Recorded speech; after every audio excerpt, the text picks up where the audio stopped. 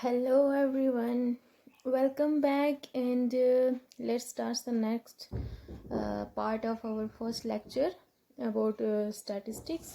तो सबसे पहले हम इसमें करेंगे अपना टेबुलेशन। जैसे मैंने पहले लेक्चर में भी टेबुलेशन के बारे में थोड़ा सा आपको बताया था, तो अभी मैं जस्ट आपको इतना ही बताऊंगी क्योंकि इससे पहले आपने देखा है कि हमने पहले इससे क्या क्या पढ़ा है। ये सब आप पिछले लेक्चर में देख लें जो पहले ये लेक्चर देख रहे हैं। सो प्लीज़ आप स्टैटिस्टिक्स का फर्स्ट लेक्चर पार्ट 1 आप उसको देखें। ये हमारे स्टैटिस्टिक का सेकंड पार्ट है लेक्चर 1 का। सो टेबुलेशन तक हमने किया था, तो आज हम वहीं से कंटिन्यू करेंगे। ओके, तो टेबुलेशन में हमने क्या किया था। टेबुलेशन में मैंने बताया था the process of planning classified data, placing classified data, मतलब अपने क्लासिफाइड डाटा को प्लेस करना एक टेबुलर फॉर्म में। मतलब टेबल कौन सा हो गया हमारा, सिंपल, जिसमें हम आज तक अपना काम करते आए ऑलवेज, जिसमें इस तरीके से यहाँ पे एक्स की वैल्यूज़, यहाँ पे एफ की वैल्यूज़, तो यहाँ पे वैल्यूज़ पुट कर देनी जो भी हमारे पास डाटा अवेलेबल होगा। तो ये सब था हमारा, हमने अपने पिछले लेक्चर में पढ़ा। तो मैं जस्ट आपको यहाँ पे रिव्यू दे रही हूँ। A table is a symmetric arrangement of statistical data in rows and columns. तो रोज़ मैंने आपको बताई थी, जो हॉरिजेंटल होंगी वो रोज़ होंगी, और जो हमारे वर्टिकल होंगे उनको हम क्या बोलते हैं, columns. It may be simple, double, complex, depending upon the type of classification. जैसे मैंने आपको पहले भी बताया कि हमारी 3 टाइप की हमारी क्या होती है, क्लासिफिकेशन होती है। हम डाटा को क्लासिफाइड करते हैं डिफरेंट डिफरेंट टाइप्स पे। तो सिंपल होगा, मतलब जिसमें क्या होगा हमारे पास, मैंने आपको कल भी समझाया था, वन वे। देखिए मैंने क्या बताया था आपको, सिंपल हमारे पास क्या होगा, वन वे क्लासिफिकेशन होगा, जिसमें सिर्फ क्या होगा, हम एक ही सिंगल करेक्टरिस्टिक पे फोकस करेंगे। देन हमारे पास क्या होगा, उसकी एग्जांपल बता दी थी मैंने आपको, टू वे क्लासिफिकेशन होगा और मल्टी वे क्लासिफिकेशन होगा। जब हम एक से दो से ज़्यादा, मोर देन 2 करेक्टरिस्टिक्स पे जब हम एक टाइम पे फोकस करेंगे, तब हम क्या करेंगे, कब फोकस करेंगे, जब हमें डाटा कलेक्ट करना होगा। ओके, तो इस तरीके से हमने क्लासिफिकेशन उसकी पढ़ी थी, क्लासिफिकेशन ऑफ डाटा पढ़ा था। अब हमने टेबुलेशन भी उसी पे डिपेंड होगा, जिस तरीके की हमारे पास क्लासिफाइड डाटा होगा हमारी टेबुलेशन भी उसी पे डिपेंड करेगी। तो simple tabulation, one way tabulation, और डबल टेबुलेशन में क्या हो जाएगा, 2 वे टेबुलेशन होगा, और कॉम्प्लेक्स टेबुलेशन और मल्टी वे टेबुलेशन, मतलब जिस जिस तरीके से हमारे पास क्लासिफिकेशन होगी डाटा की, जिस तरीके से हम डाटा को क्लासिफाइड करेंगे, उसी तरीके से हमने क्या करना है, अपना टेबल भी क्रिएट करना है। अगर वन वे होगा तो वन वे, टू वे होगा तो टू वे से।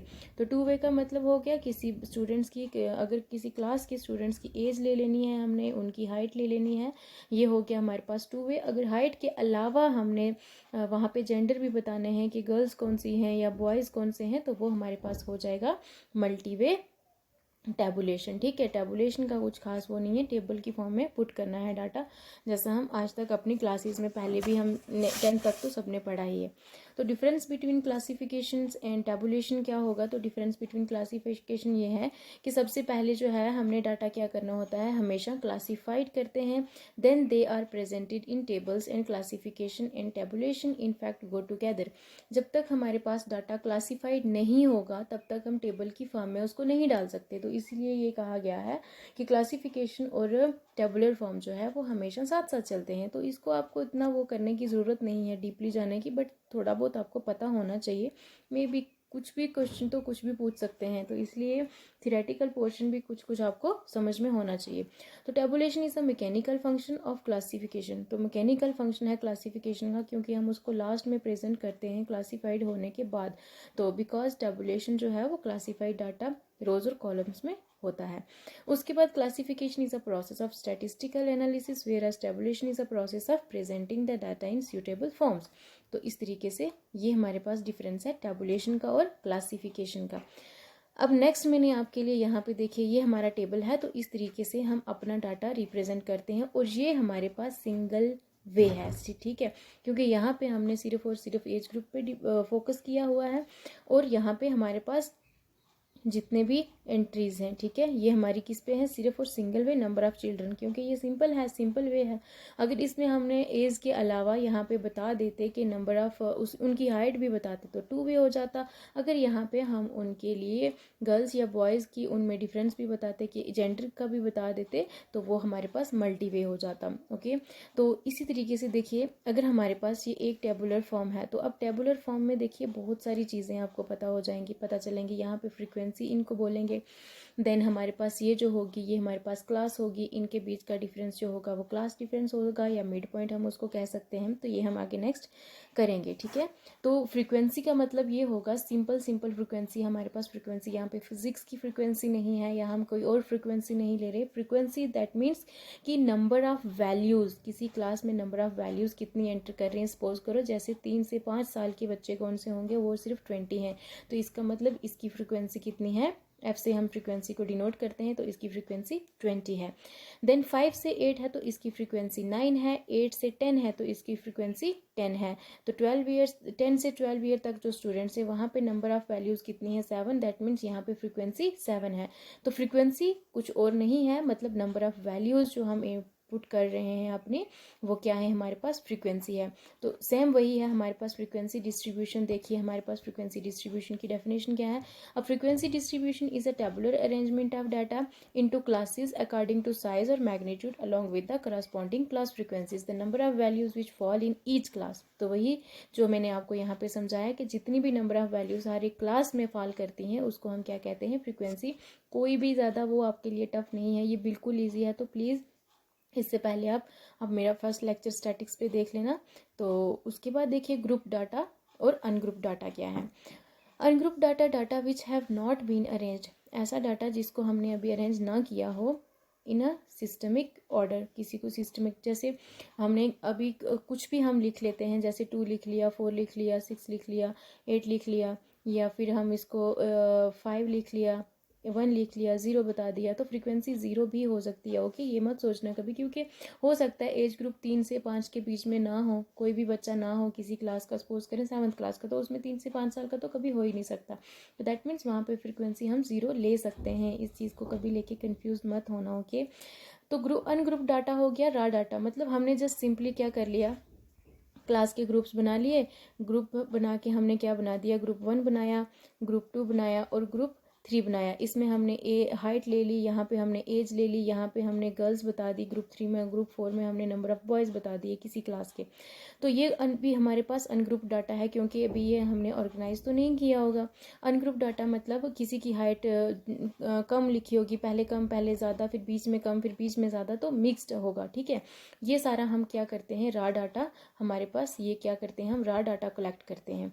देन जब इनको हम अरेंज करते हैं जिस तरीके से, या फिर हम उनको असेंडिंग ऑर्डर में या डिसेंडिंग ऑर्डर में जब अरेंज करते हैं डाटा, या फिर हम उसको एक टेबुलर फॉर्म दे देते हैं सिंपल वे में, तो उस तरीके से वो हमारे पास क्या हो जाता है, grouped data. Okay, frequency distribution में जब हम उसको डाल दें, जिस तरीके से मैंने आपको ऊपर बताया, फ्रीक्वेंसी डिस्ट्रीब्यूशन में जब हमने एज ले ली, ओके, ऊपर जो हमने टेबल बताया, देखिए इस टेबल में हमने फ्रीक्वेंसी डिस्ट्रीब्यूशन बता दी। तो ये हमारे पास क्या है, ये हमारे पास ग्रुप डाटा है। सबसे पहले हमने 3 से 5 साल के, हमने पहले क्या कर दिया, हर एक बच्चे के पास जाके उनकी एज पूछ ली।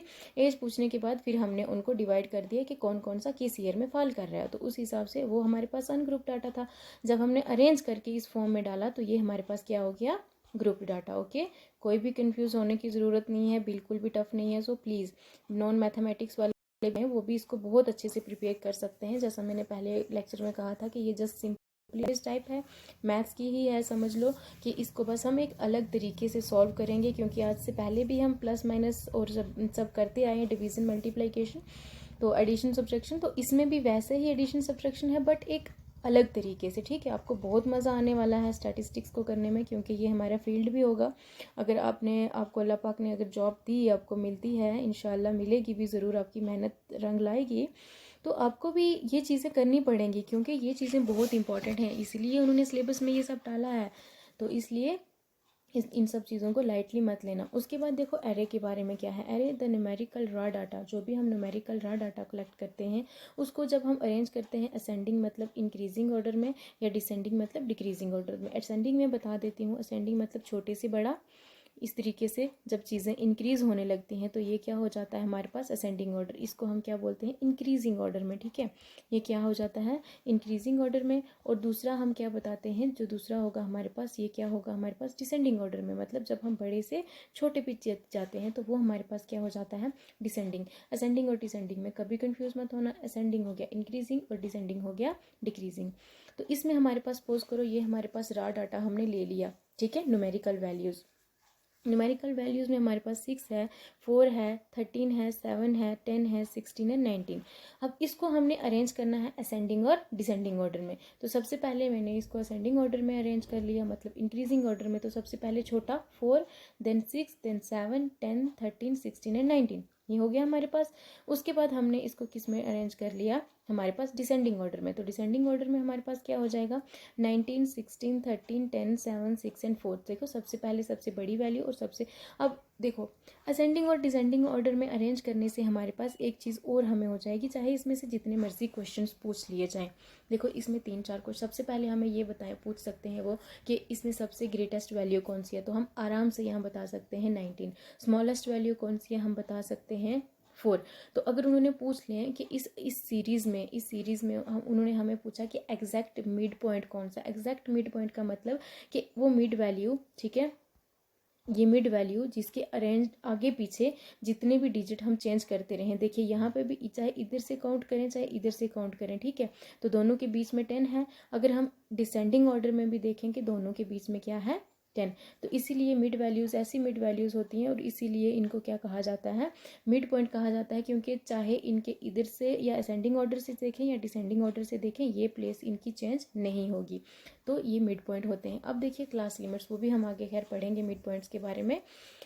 क्लास लिमिट के बारे में क्या कहा गया, क्लास लिमिट क्या है हमारे पास, देखिए द वेरिएंट वैल्यूज़, वेरिएंट मतलब जो चेंज वैल्यूज़ होती हैं, जैसे हम ऊपर लिख मैं आपको बताऊंगी, ऑफ द क्लासेस और group are called the class limit.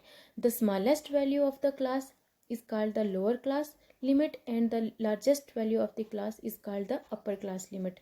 Class limit are also called inclusive classes.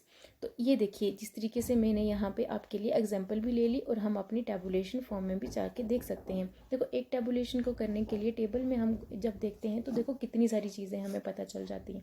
अब इसमें क्या कह दिया, ये हमारी होती हैं क्लासेस। तो ये वेरिएंट है वैल्यूज़, ये हर एक क्लास की अपनी अपनी हमने इसको एंट्रीज दे दी हैं। तो इसमें क्या है हमारे पास, इन्होंने ये कहा है हमारी जो क्लास लिमिट है इसमें क्या होती हैं, 2 होती हैं। जो स्मॉलेस्ट होती है इसको हम बोलते हैं लोअर लिमिट, जो ये होती है इसको हम बोलते हैं अपर लिमिट। ओके, ये हमारी हो जाती है अपर लिमिट, ठीक है।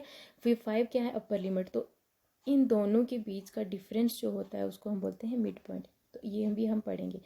तो अब समझ में आ गया, ये हमारी होती है क्लास, क्लास की क्या होती है अपर लिमिट और लोअर लिमिट। और इंक्लूसिव क्लास कहने का मतलब, इंक्लूसिव क्लास कहने का मतलब ये हुआ, इंक्लूसिव क्लास ये होगा कि इनके बीच में हम इसकी वैल्यूज़ को एंट्री नहीं देंगे, इसके बीच में हम सिर्फ बीच की वैल्यूज़ देखेंगे, मतलब 3 से 5 साल तक। तो इसका मतलब हम सिर्फ 3 से 5 साल के बच्चों का ही लेंगे, तो 5वें साल का बच्चा जो होगा वो एंटर करेगा नेक्स्ट क्लास में। ओके, वो हम इस क्लास में नहीं, इसमें सिर्फ इनके बीच की वैल्यूज़ आएंगी। अगर 3 से 5 साल है के तो इसके बाद मतलब हमारे पास कौन से होंगे 4 साल के बच्चे, या 3.5 साल के या 4.5 साल के, ठीक है 4.5।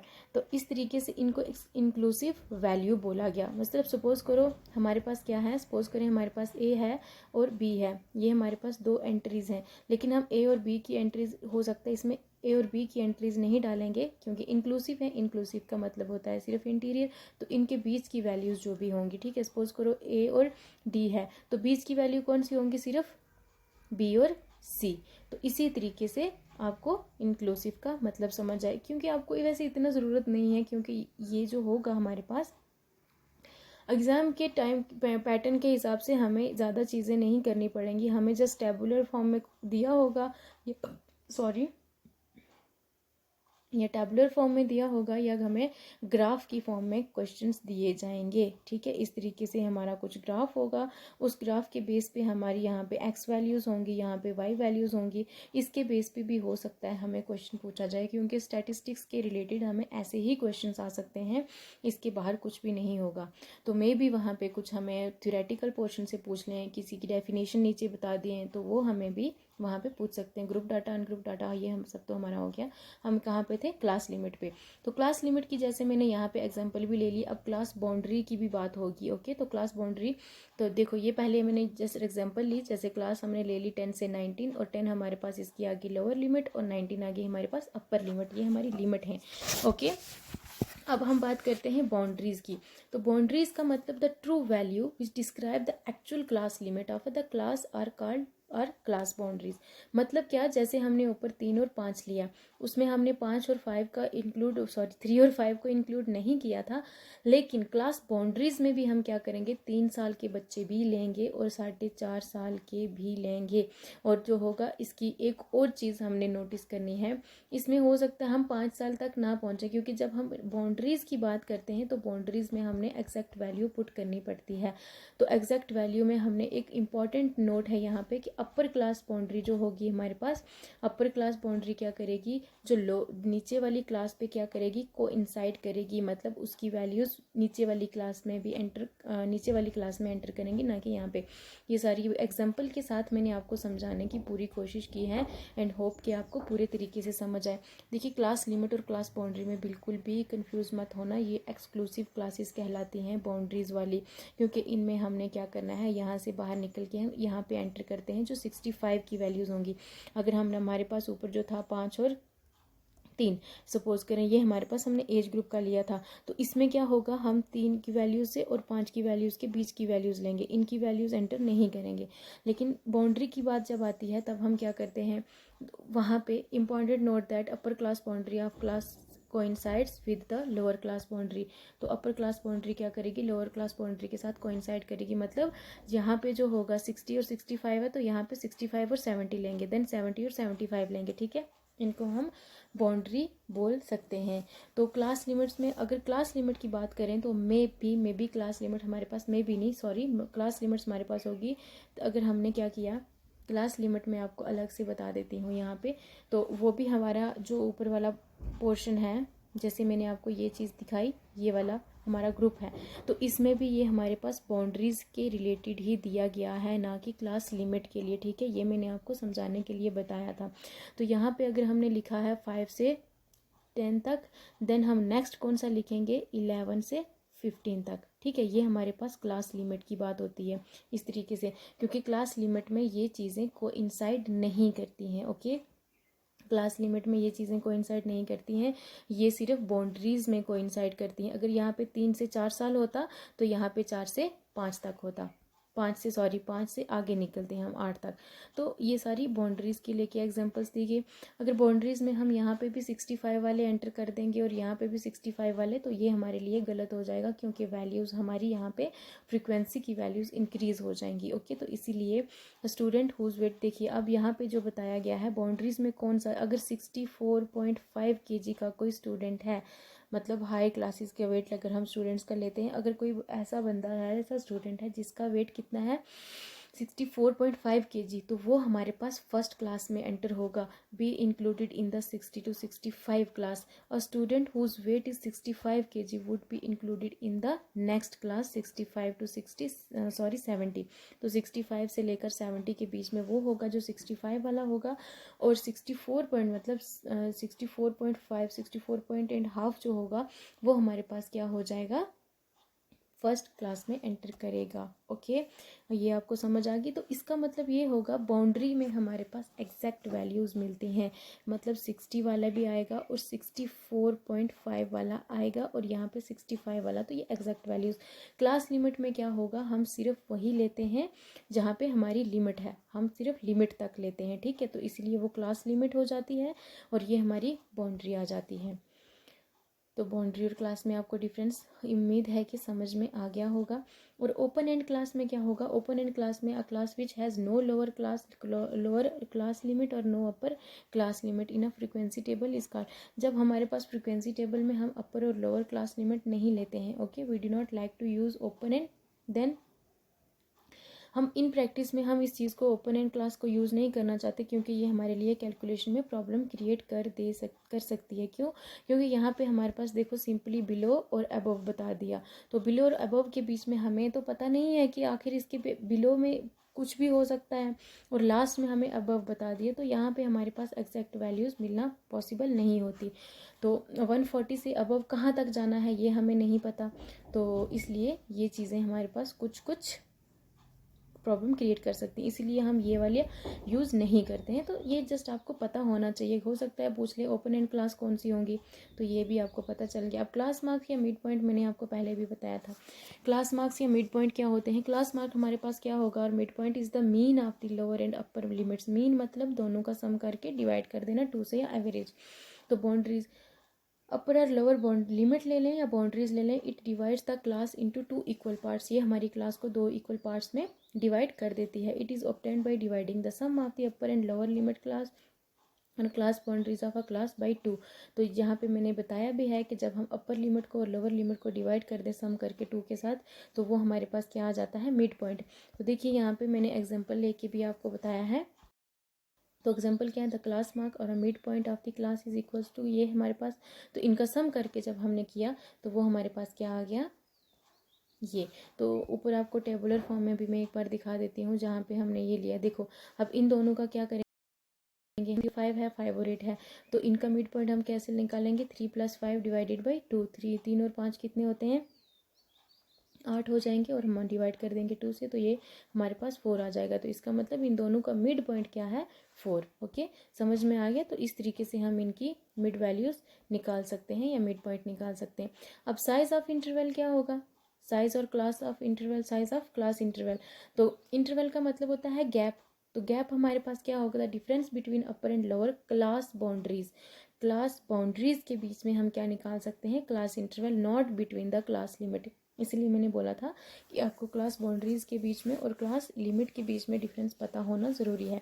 ऑफ अ क्लास और the difference between 2 successive mid point is called the size of class interval.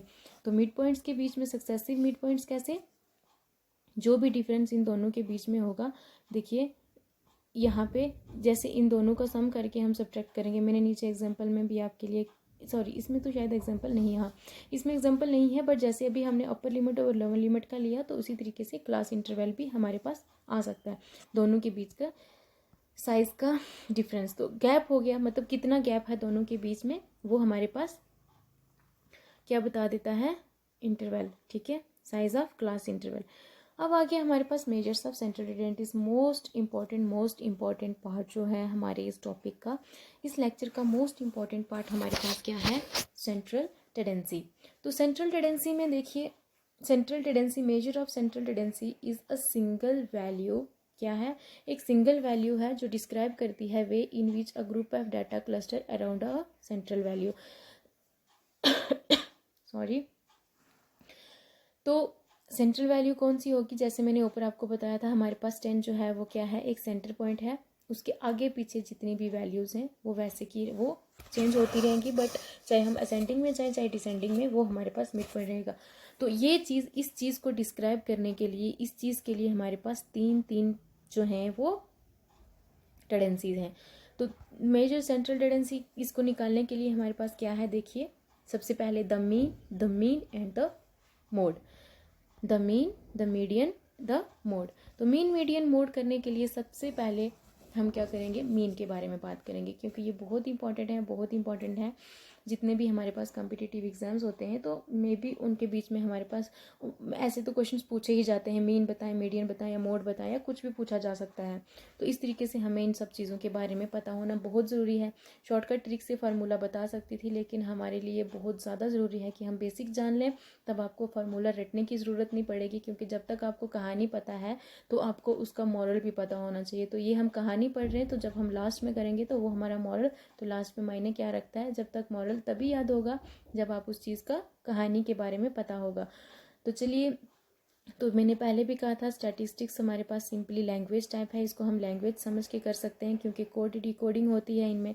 तो देखिए नेक्स्ट क्या है, द मीन और एवरेज ऑफ अ नंबर और observations is the sum of all values of all observation divided by the total number of observations. जितने भी हमारे पास, mean किसको बोलेंगे, मीन हमारे पास है एक एवरेज। ठीक है, मीन है क्या है, जिसको हम एवरेज बोल सकते हैं। एवरेज में क्या है, टोटल नंबर, जितने भी हमारे पास नंबर ऑफ ऑब्जर्वेशंस होंगे। ठीक है, देखिए एग्जाम्पल में हम नीचे करते हैं इसको। नंबर ऑफ ऑब्जर्वेशन, यहाँ पे हमारे पास मैंने एग्जांपल लिया है 5 बंदे हैं, उनको कहा गया है कि अपना टाइम दें एक हफ्ते में जो सोशल वर्क के लिए आप अपनी कम्युनिटी में स्पेंड करना चाहते हैं। हर किसी ने अपना अपना टाइम दिया, एक ने 10 घंटे दिए हफ्ते के, 7 घंटे, 13 घंटे, 20 घंटे और 15 घंटे, ठीक है। हर किसी ने पाँच पाँच बंदों ने दिए। अब हमने एवरेज बताना है, मतलब सबसे कम टाइम कितना हो सकता है एवरेज टाइम। तो एवरेज निकालने के लिए हम हमेशा क्या करते हैं, जितनी भी sum of all observations sorry sum of all observations क्या हो गया, मतलब 10 + 7 + 13 20 और 15, इनका सम कर दिया। मीन में हमें किसी भी चीज़ को अरेंज करके लिखने की ज़रूरत नहीं है, हम इसको एज इट इज़ भी सम करके बता सकते हैं, ठीक है। Then total number of observation, total number मतलब 1 2 3 4 5, तो टोटल नंबर कितने हैं 5, तो इसीलिए वो हमने 5 कर दिया। इस तरीके से इन सब का सम करके हम जिनको हम वैल्यू को नंबर ऑफ ऑब्जर्वेशंस के साथ डिवाइड कर देंगे तो वो हमारे पास क्या निकाल देगा, एवरेज। तो एवरेज आवर्स कितने हो जाएंगे हमारे पास 13 आवर्स। तो ये पूरे हफ्ते के एवरेज आवर्स हैं, ठीक है। टोटल आवर्स जितने हमें दिए जा रहे हैं सब की तरफ से, तो उसमें हमारे पास एक एवरेज जो मिलेगा, एवरेज में हमारे पास क्या आ जाता है 13, ओके। तो इस तरीके से आप इसकी डेफिनेशन के हिसाब से इसके बेस पे आप क्वेश्चंस कर सकते हो। तो इसको डिनोट किया जाता है एक्स बार के साथ, रीड किया जाएगा एक्स बार। तो एवरेज और mean x bar is equals to sum of all observations then total number of observation. समझ में आ गया। तो ये था हमारे पास मीन, और मीन को इन जनरल हम डिनोट करते हैं, इसका बेसिक फार्मूला जो है वो हमारे पास ये है, x bar is equals to summation of i ranges from 1 to n and n क्या है हमारे पास डिवाइडेड बाई n और xi। तो ये देखिए इसको हम किस तरीके से डिनोट करते हैं, ये आपको मैं ये भी पूरे तरीके से xi को मैं भी आपको नया लग रहा हो। इंस्टेड ऑफ ये देखिए जिस तरीके से हमारे पास ये वैल्यूज़ थी, इसका मतलब हमारे पास ये वैल्यूज़ जो हमने ली, इसका मतलब ये हमारे पास क्या है, x1 7 क्या है, x2 13 क्या है, x3 है 14 क्या है, x4 और ये क्या है x5।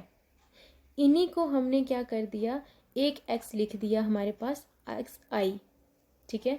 इन नंबरिंग के बजाय ये जो हमने नंबर दिए इनके बजाय हमने लिख दिया xi, और i को हमने बता दिया क्या कि i कहाँ से कहाँ तक जा रहा है, i हमारा i कहाँ से कहाँ तक है 1 से लेकर 5 तक। समझ में आया। इस चीज़ में आपको बिल्कुल कंफ्यूज नहीं होना है, ये बिल्कुल इजी है, इसमें बहुत सिंपल है। देखिए मैं फिर से बता देती हूँ कि ये जो हमारी वैल्यूज़ हैं ये 10, इनको हम किस तरीके से डिनोट कर देते हैं, इन जनरल हम बता देते हैं ये वैल्यूज़ हमारी किससे हैं, ये हमारे पास x1, ये हमारे पास x2, ये हमारे पास x3, ये हमारे पास x4 और ये क्या है x5।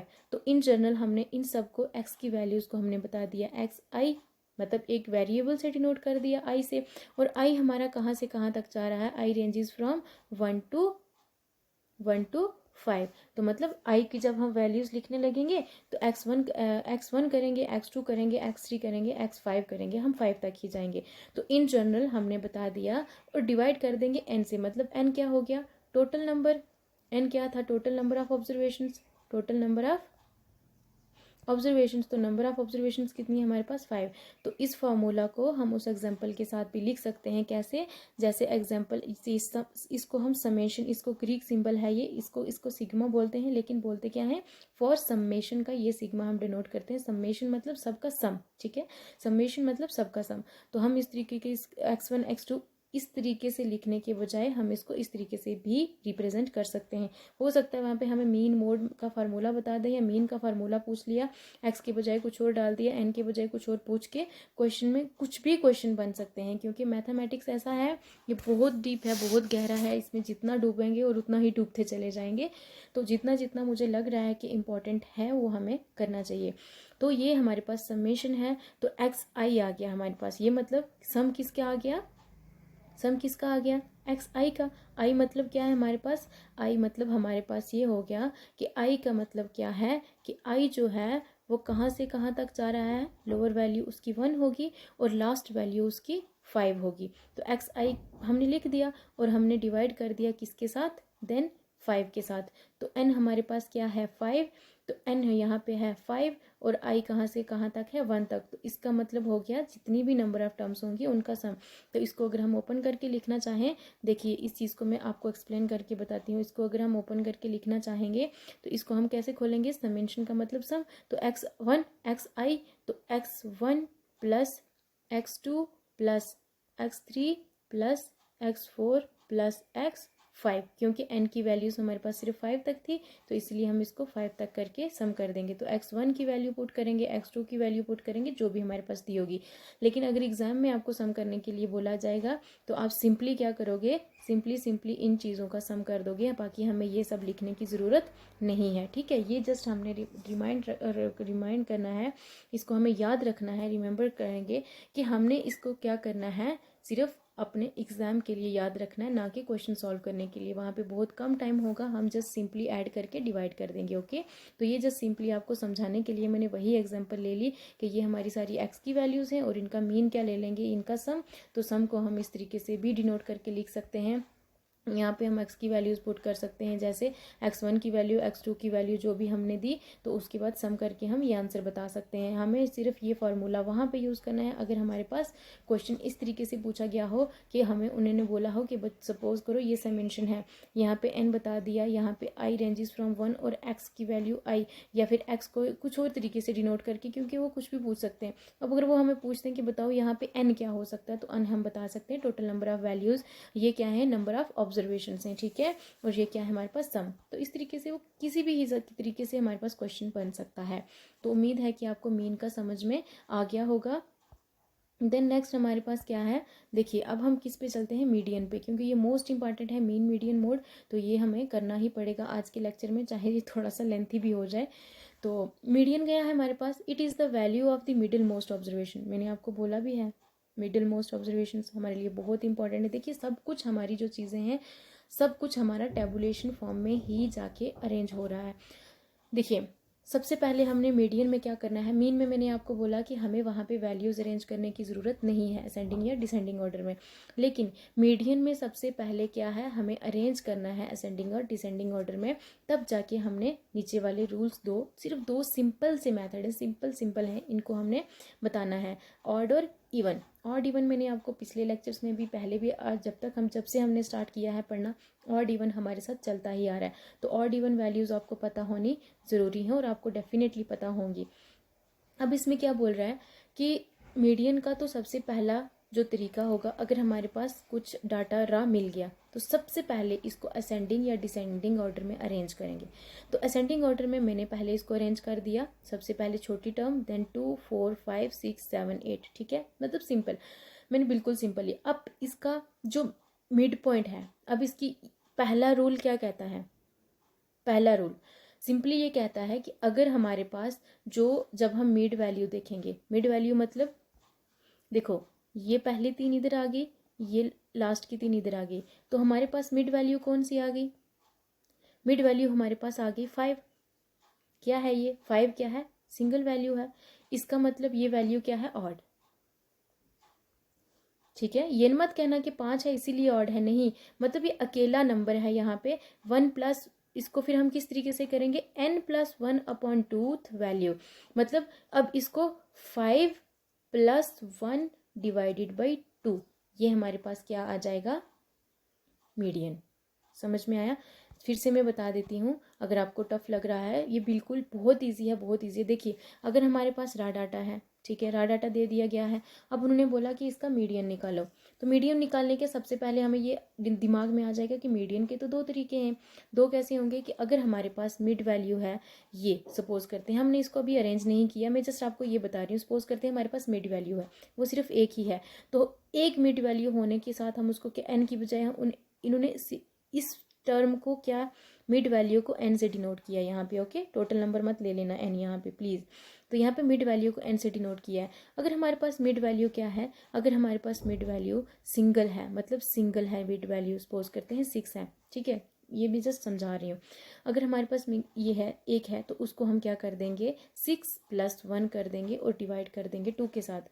तो लेकिन अरेंज करने के बाद हमारे पास मिड वैल्यू क्या आ रही है, जब हमने अरेंज किया, इनको अरेंज करने के बाद असेंडिंग या डिसेंडिंग ऑर्डर में, तो मिड वैल्यू हमारे पास क्या आती है 5। तो 5 हमारे पास क्या आ जाएगी, इसकी जो मिड पॉइंट है वो सिंगल है, तो इसीलिए मिड वैल्यू 5 + 1 करेंगे तो क्या आ जाएगा हमारे पास, तो डिवाइडेड बाई 2, तो 6 होगा, तो 2 1 ज़ा 2, 2 3 ज़ा 6, तो हमारे पास मीडियन क्या हो जाएगा 3। प्लीज़ इसमें कंफ्यूज मत होना। नेक्स्ट है ऑड। ऑड का मतलब क्या होगा, ऑड नंबर क्या हो जाएंगे हमारे पास, ये हमें यहाँ से भी काउंटिंग से पता चल जाएगा। देखिए जब हम क्या करेंगे, काउंट करेंगे टोटल नंबर ऑफ ऑब्जर्वेशन, वहाँ से भी हमें पता चल जाएगा कि हमारी मिड वैल्यू क्या होने वाली है, या तो वो और इवन ऑड। कैसे, देखिए यहाँ पे कितनी है 1 2 3 4 5 6 7, ऑड है 7, 7 ऑड है। इसका मतलब हमारी जो टर्म होगी, मिडल टर्म होगी, वो ऑड होगी, मतलब एक नंबर की होगी, क्योंकि जब हम ग्रुपिंग करेंगे तो पेयर्स में होगी। तो ग्रुपिंग करने के बाद हमारे पास देखिए 3 एक साइड 3 एक साइड, तो बीच वाली क्या है ऑड। अगर हम काउंटिंग करके देखें इवन के लिए 1 2 3 4 5 6 7 8 9 10, प्लीज़ कहीं ये मत सोच लेना कि 10 हमारे पास हैं तो 10 प्लस कर देंगे, नो। 10 का मतलब ये हमारे पास इसमें क्या होगा, इसमें हमारे पास इवन मिड पॉइंट आने वाले हैं, इवन मिड वैल्यूज आने वाली हैं, उनका हमने क्या करना है, मीन लेना है। देखिए किस तरीके से मीन, मतलब अब देखिए यहाँ पे जब हम पेयरिंग करेंगे तो 10 के यहाँ पे हमारे पास 10 वैल्यूज़ हैं, इसको हमने सबसे पहले अरेंज कर दिया। ऊपर मैंने क्या किया था, असेंडिंग ऑर्डर में अरेंज किया था, यहाँ पे मैंने इसको डिसेंडिंग ऑर्डर में अरेंज कर दिया। तो डिसेंडिंग ऑर्डर में अरेंज करने के लिए हमारे पास क्या हो जाएगा, देखिए ये 2 बना दिए, ये 3 3 का पेयर ले लेंगे, ठीक है, या 2 2 का भी ले सकते हो। लेकिन देखो ये पहले 4 एक साइड आ गए, ये लास्ट के 4 एक साइड आ गए, तो बीच वाली टर्म्स हमारे पास क्या आ जाती हैं, इवन है, मतलब 2 है। ऑड में एक टर्म होगी, इवन में 2 टर्म्स होंगी। इस बात का सिर्फ आप ख्याल रखना है आपको, ठीक है, कि ऑड में हमारे पास एक टर्म आएगी, इवन में हमारे पास 2 टर्म आएगी। अब जब 2 टर्म आ जाएंगी तब हमने मीन कैसे निकालना है, मीडियन सॉरी, तो मीडियन कैसे निकालेंगे, हम क्या करेंगे, जो हमारे पास बीच की टर्म्स हैं, जो हमारे पास ये बीच की टर्म्स हैं, इनका हम क्या कर लेंगे 6 + 5, इनका हम सम ले लेंगे और डिवाइड कर देंगे 2 के साथ। तो 6 + 5 डिवाइडेड बाई 2, ये हमारे पास 11/2 आ जाएगा, तो हमारे पास मीडियन क्या आ जाएगा 5.5। उम्मीद है कि आप सबको ये अच्छे से समझ में आ गया होगा। अब हमारे पास है लास्ट टॉपिक आज का, जो हमारे पास इस टॉपिक में मोस्ट इंपॉर्टेंट चीज़ है, मोड।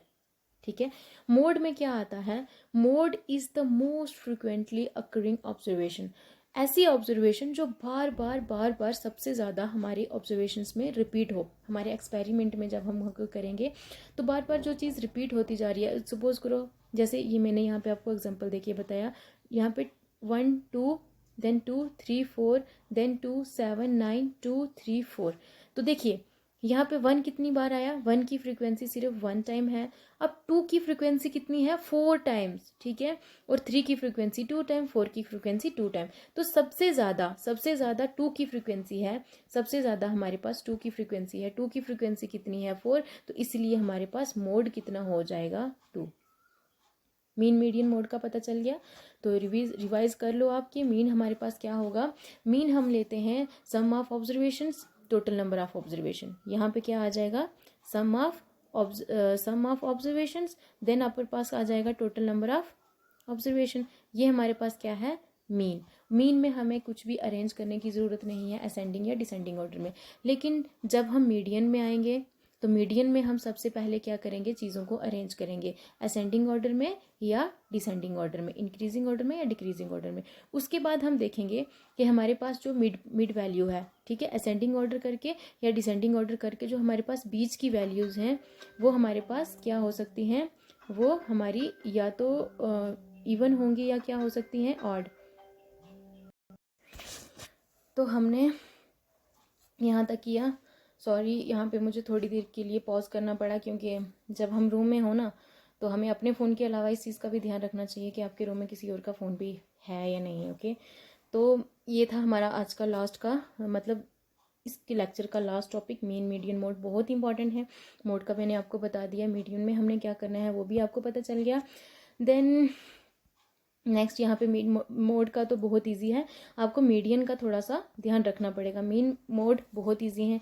मोड में मैं फिर से बता देती हूँ कि जो टर्म बार बार आपके पास रिपीट हो रही है, मतलब अगर मैंने यहाँ पे आपको बता दिया कि कितनी बार यहाँ पे टू की फ्रीक्वेंसी है, मतलब नंबर ऑफ वैल्यूज़ टू की कितनी बार रिपीट हुई हैं, जो ज़्यादा टाइम रिपीट हो, frequently occurring observations, most frequent मतलब सबसे ज़्यादा हो, उसको हम क्या बता देते हैं कि वो क्या है, उसका मोड होगा। ओके, देन यहाँ पे मैंने कुछ आपके लिए बताए हैं कि इस तरीके से हमारे पास ग्राफ्स रिप्रेजेंट हो सकते हैं। हम अपने डाटा को इस तरीके से भी रिप्रेजेंट कर सकते हैं, बार ग्राफ में, सर्कुलर, सब फ्रिक्वेंसी टेबल को हो। ये टैली हैं तो ये हमें इतनी ज़रूरत नहीं है। लाइन ग्राफ भी बता सकते हैं, stem leaf plot, box and whisker plot, line plot, इस तरीके से करके भी हम रिप्रेजेंट डाटा कर सकते हैं। ओके, तो ये सब जस्ट आपके नॉलेज के लिए है। मे भी क्वेश्चंस हमें मोस्टली इस तरीके से तो आते ही आते हैं, क्योंकि मैंने देखे हैं कुछ प्रीवियस ईयर के पेपर्स किसी और एग्जाम के, तो उनमें अगर स्टैटिस्टिक्स को लेके अगर कुछ क्वेश्चंस हैं तो वो मैक्सिमम इस तरीके से पूछे जाते हैं। ठीक है, तो बाकी तो आप देख लेना, मे भी कहीं सर्कुलर ग्राफ जो उनको इजी लगे, या उनका माइंड कि वो हमें क्या दे सकते हैं, किस तरीके से पेपर डालेंगे, ये वही जाने। तो ये लास्ट पे ये ग्राफ है, देखिए इस तरीके से भी मल्टी वैल्यूज़ एक ग्राफ में ऐड हो सकती हैं। ओके, तो हमें किसी भी चीज़ को लेके डरने की ज़रूरत नहीं है। आप मेहनत करें, अल्लाह पाक आपकी मेहनत का पूरा सिला देगा। तो उम्मीद है कि आपको ये टॉपिक अच्छे से समझ आए होंगे। जितना भी मेरा लेक्चर है, आपने अगर ये नहीं देखा, पिछले वाला नहीं देखा, तो उसको प्लीज़ स्टैटिस्टिक्स का एटलीस्ट फर्स्ट लेक्चर से एंड तक ज़रूर देखना। कोई भी टॉपिक, कोई भी लेक्चर स्किप मत करना, क्योंकि ये एक सीक्वेंस में चल रहा है। अगर आप ABC नहीं सीखोगे तो फिर आप पूरी वो उसकी लैंग्वेज नहीं सीख पाओगे। तो इसीलिए मैंने स्टार्ट ऐसे किया कि हमने जो भी आपने देखना होगा वो फर्स्ट लेक्चर से देखेंगे, और फर्स्ट लेक्चर से लेकर इस लेक्चर तक जो भी चीज़ें हैं वो एक दूसरे के साथ इंटरकनेक्टेड हैं। ओके, तो होप आपको अच्छे से समझ में आ गया हो। आप अपनी तरफ से भी एग्जांपल्स बना के मीन मीडियन मोड निकाल सकते हैं, क्योंकि इतना तो हर कोई कर सकता है। तो जितने चाहे आप एग्जांपल्स, जो चाहें, जैसे चाहें क्वेश्चंस बना के कर सकते हैं। इतनी प्रैक्टिस कर लें कि आपको बस जस्ट अरेंज करना है और आंसर देना है। किसी भी चीज़ को करने के लिए आपके पास मतलब प्रैक्टिस करनी बहुत ज़रूरी है। जो भी करना होगा आपको प्रैक्टिस करनी बहुत ज़रूरी है। All the best and good luck, और दुआओं में याद रखिए। अल्लाह हाफिज़।